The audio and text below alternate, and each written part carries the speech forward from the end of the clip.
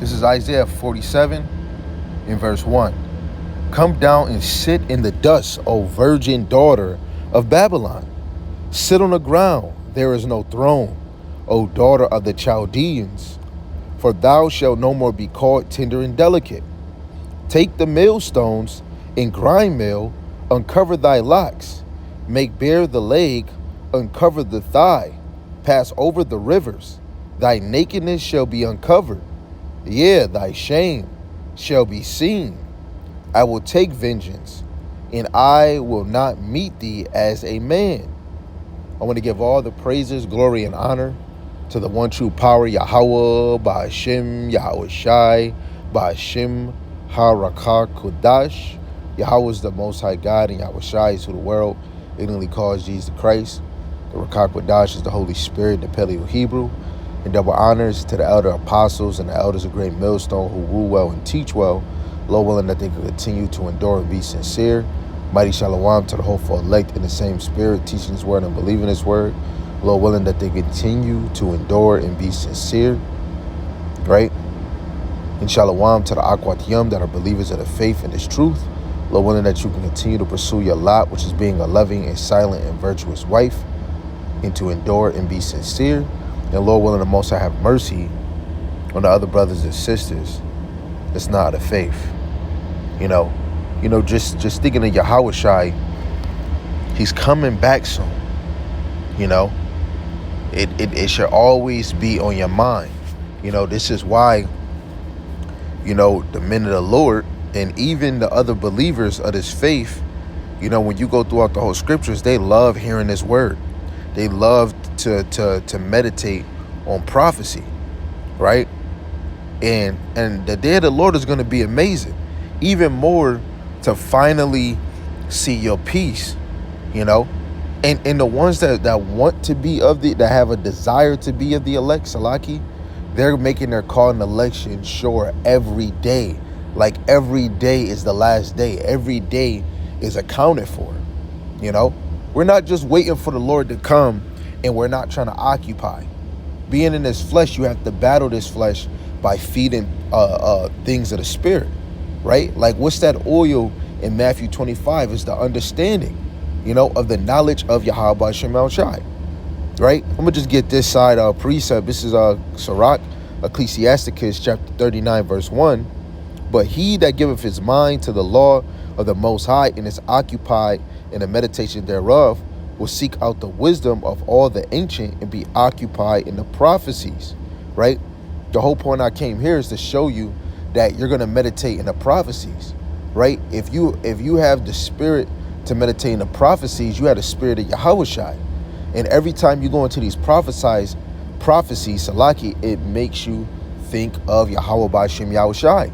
Yahawashi is going to come back and He's not going to meet us as a man, especially the nations that He's going to sit down. First, the daughter of Babylon, which virgin goes into untouched, right? And that's America, you know? For the ones that is true believers, this is for you. The ones that's grown in the faith, ancient Babylon is ancient Babylon. Daughter of Babylon is America. Great Babylon is America, right? Which is it has spiritual attributes of all the other captivities Israel went through, right? The Syrian captivity, right? Nineveh, Egypt, right? Even the Greeks, when it comes to Hellenization and being one people, right? Which we're gonna see that again in this time, right? Rome 2.0. Because even Rome was considered the second Babylon. It's a book you can get on the Kindle or Amazon called To Babylon.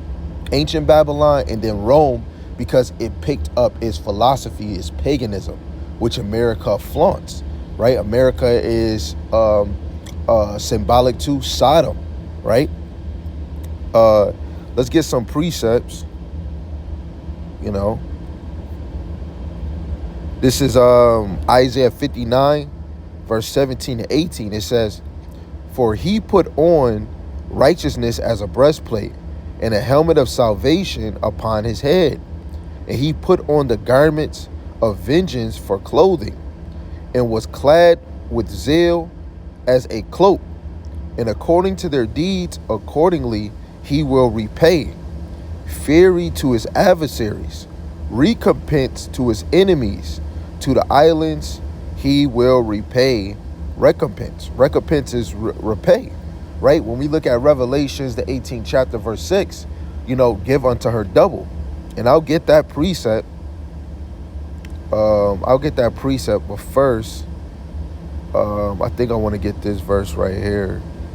This is 2 Thessalonians chapter 1, and starting at verse 4, it says, so that we ourselves glory in you, in the churches of God, for your patience and faith in all your persecutions and tribulations that ye endure, which is a manifest token of the righteous judgment of God, that ye may be counted worthy of the kingdom of God, for which ye also suffer, right?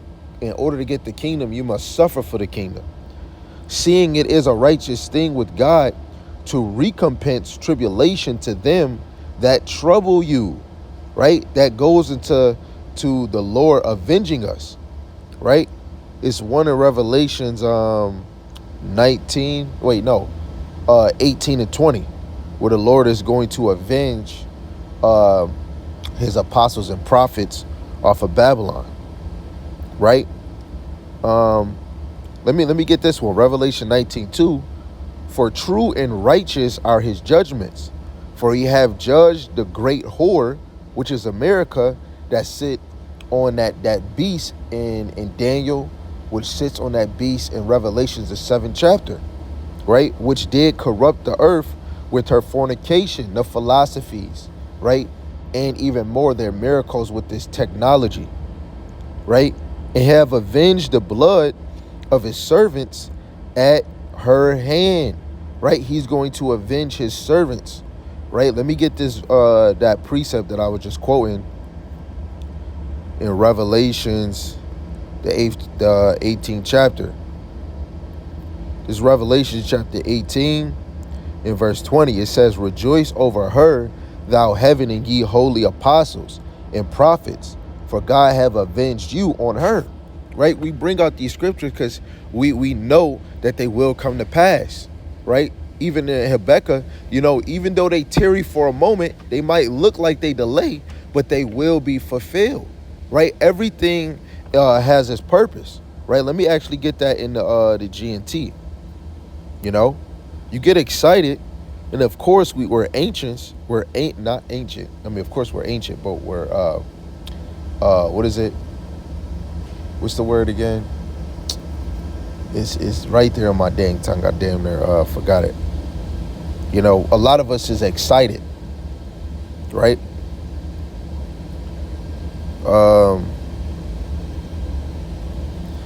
This is Habakkuk chapter 2.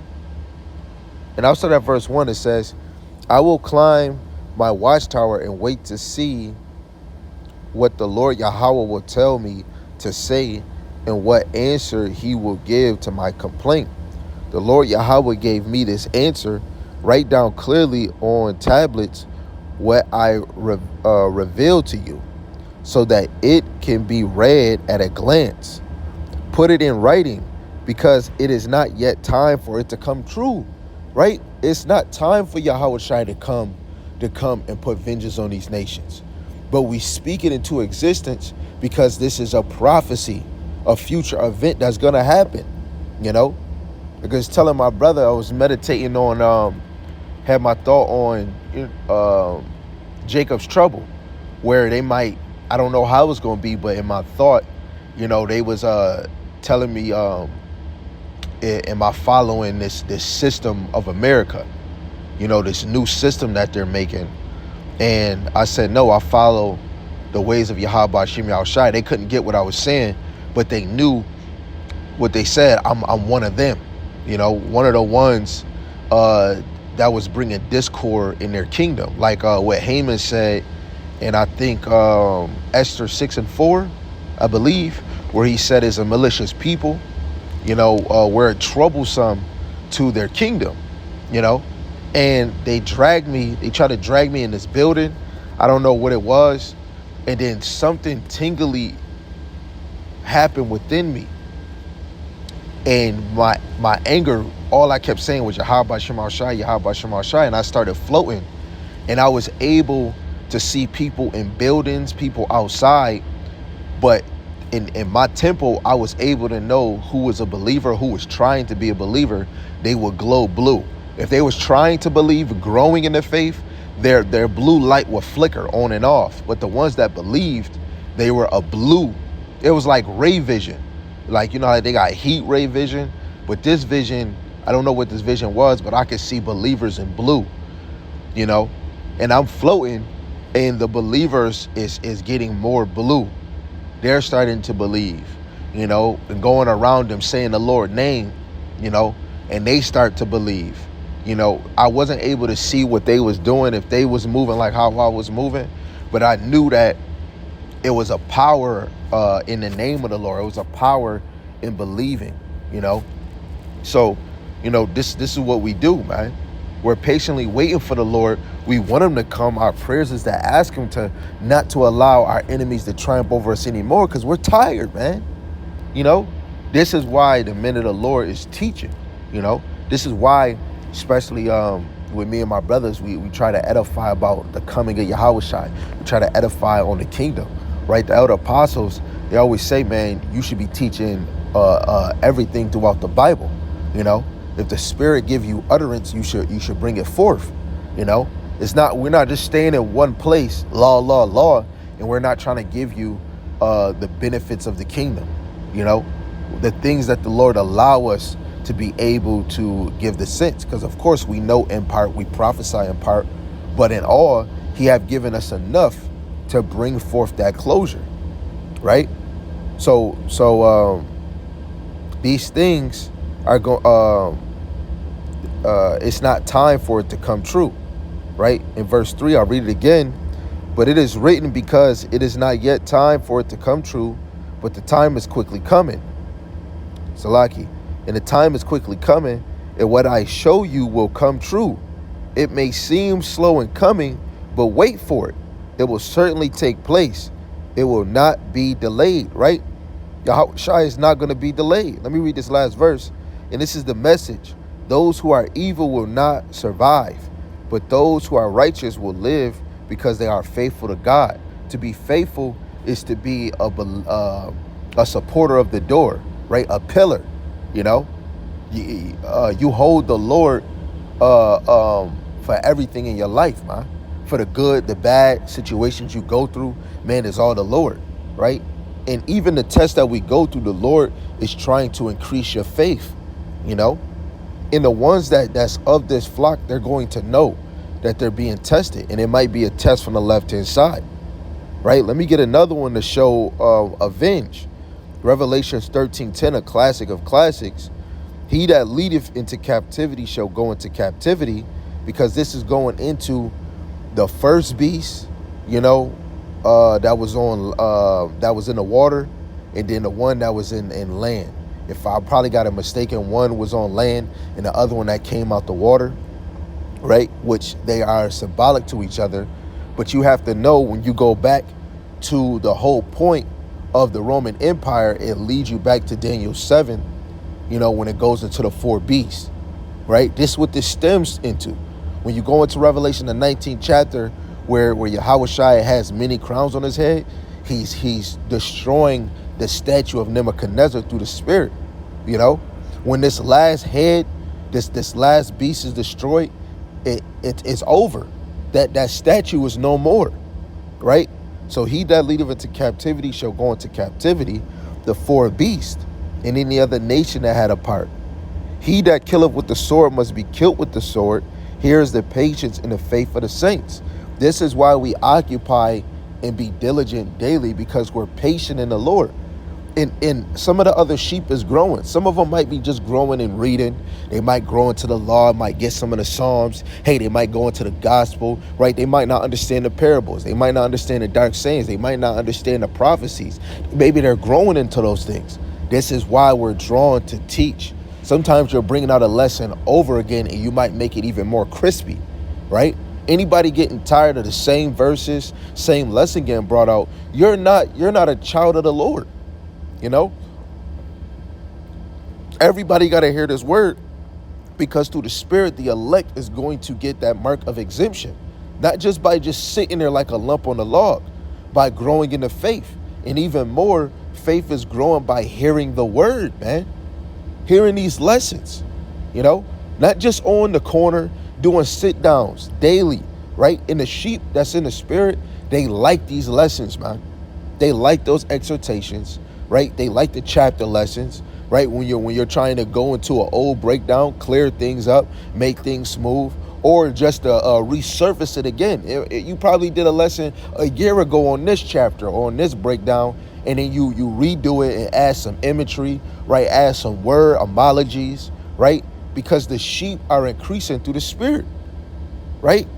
That's of Philippians chapter 1, verse 9 and 10, right? You should be growing in this knowledge more and more, right? Let me get this other one, Ezekiel 25:14, and I will lay my vengeance upon Edom by the hand of my people Israel, and they shall do in Edom according to my anger and according to my fury, and they shall know my vengeance, saith the Lord Yahawashi. Starting with Esau, he's going to know the Lord. The fame of Yahawashi is going to be on the earth. And a lot of our people are in a delusional state where they can't see it. Right now, women are rising even more, right? They're trying to bump up against the men because men didn't vote or they voted for Donald Trump, right? But the children of this faith shouldn't even give a damn. You got Christians that's voting. You're not reading the scriptures, man. Because if you knew that you was of the children of Abraham, Isaac, and Jacob, you wouldn't be voting, because none of these people have your best interest, especially when it deals with your nation, bringing you back into the law, bringing you back into the faith, giving you the true understanding of the Lord. No, they're building you up to be workers, right? Let's get back to the Lord taking vengeance, right? Because we were just talking about Esau. This is Isaiah 63, verse 4 and 6. For the day of vengeance is in my heart, is in his mind, and the year of my redeemed is come. And I looked, and there was none to help, and I wondered that there was none to uphold. Therefore my own arm brought salvation unto me, and my fury, it upheld me. And I will tread down the people in my anger, and make them drunk in my fury. I will bring down their strength to the earth, right? The Lord is going to bring down their strength. Esau's strength, some space stations, those aircrafts, right? Those nukes, right? Even the nukes is going to hit on their capital estate, which is America, right? Even though the nations might think that they're doing it, right? It's just all the Lord's plan. And the Lord put a spirit on y'all to hide yourself in these bunkers, because what we read in Revelation 13, you're going to be the first crop of slavery because you devoured the children of Israel. And any other nation that touched our spoil is going to touch that captivity, right? What is it? Jeremiah 30 and 16. It reads, it says, therefore all they that devour thee shall be devoured, and all thy adversaries, every one of them shall go into captivity, and they that spoil thee shall be a spoil, and all that prey upon thee will give for a prey. So the black, Latino, Hispanic, and natives, right? Anybody that touched them are going to be devoured. Through the whole Bible, even though y'all might not be able to see through certain things, is because it's a mystery. You have to be taught all over again. It's nowhere. How can the nations get the kingdom if the kingdom is going to be rebuilt back into a land that was given to a nation for a possession, which all nations have their own possession? Make it make sense. After that 1,000 year, the nations that remain outside of Esau are going to go back to their possession. The possession of the land of Israel was given to the 12 tribes of Jacob, the 12 tribes of Israel, right? And they're going to get that land and rule the whole earth. Yes, it was Canaanites that lived in that land because that was their land. That's why it was called the land of Canaan. But then it was given to the children of Israel because that land was supposed to be hallowed and holy, right? So we can't bring people into the fold of a nation just because they convert and change from the ways that they were following. When you go into the kingdom, all nations going to follow our ways. So through the Spirit, they're going to convert from whatever belief they had in the beginning in Esau's world. When Jacob is ruling in the new world, they're going to be changed, right? By being disciplined, by being ordered to follow our customs. That's them fully being converted to our ways. Make it make sense. The children of Israel already had it, right? What is that? 1 John 2 and 21. This truth is not new in your spirit. This is something you already knew, but it's a new song unto you because it is afresh to you, right? Because right now we're in this flesh with a new body, right? The spirit within us, and we're trying to feed the spirit its original, the original scriptures, man, the original prophecies, right? And it's in the breakdown is more clear because we're living in the end. Most of these breakdowns or these prophecies was taught in the time before the time that we're living in now, and some of them couldn't even understand it because it's more clear to us now. We're not seeing arrows destroy a whole 50 states. Arrows can't do that and fly from continent to continent. It's these new upgraded nukes or missiles, ICBM, right? You know, these are continental missiles, man, that could go to from one continent to another. You know, Isaiah 54:16, the Lord created this. How did he create it? Because he moved him. Man's going is of the Lord. You know, a man heart device of his ways, but the Lord directed his step. The Lord directed Esau to make this, and he think he was doing it. When you watch a movie, a director play, cut, I need you to do this. I need you to get more serious. The Lord is orchestrating things in the spirit. This is a story that's going to be fulfilled, and everybody moving in their motion, and we think we doing it ourselves. It's the Lord, man. That's why when I was talking about having powers, one point in the thing where people was like, yo, how are you doing this? Man, you got power. I was like, it's not me. It's Yahawashi within me, right? Because when we become a power, it's the power of the Lord within you. 1 Corinthians 1 and 24, Yahawashi is the wisdom and the power of the Heavenly Father. It's the Lord that's in Yahawashi because Yahweh abides in him. Yahawashi abides in him, you know? So we want to abide. You're abiding in the Lord in the spirit now. How much more when it's a whole thing, the whole volume abiding, right? Spiritually, mentally, and physically. You're going to be a power, right? This is why we need Yahawashi so he can come. And guess what? It's going to be like of old. The Lord got his fame. Yahweh by Shem Yahawashi going to get their fame in this time, man. And it's going to be the greatest. It's going to be the greatest. And he's going to come back as a black man, bronze black man. So all you people that saying, no, he was Middle Eastern. Oh, the color don't matter. Color don't matter. But his identity does. Who he is Israelite. His skin is like a penny, but burnt in a furnace. He is a black man, right? But what's more important, that he comes from the nation of Israel and he's from the tribe of Judah. He's a dark man, you know? So all praise to Yahweh by Shem Yahawashi. Lord willing, this is edifying and they encourage you to think on the day of the Lord, you know? Some of y'all, you know, if you can't handle it, Lord willing, instead of you falling to the temptation of the charagma or anything else, hey, that the Lord remove you. Hey, either allow you to die either a painless death, so that you could be in the spirit world, and the ones that's strong can endure to the end. The ones that you appointed to endure to the end, right? Because some are not going to be able to handle what's going to happen. Some are going to resent this truth. You know, you don't want to be that one. That's why you want to hear the troubles and the terrors that's going to come. So I'm going to give all praises to Yahweh, by Hashem Yahawashi, by Hashem Rakakwadash. And with that,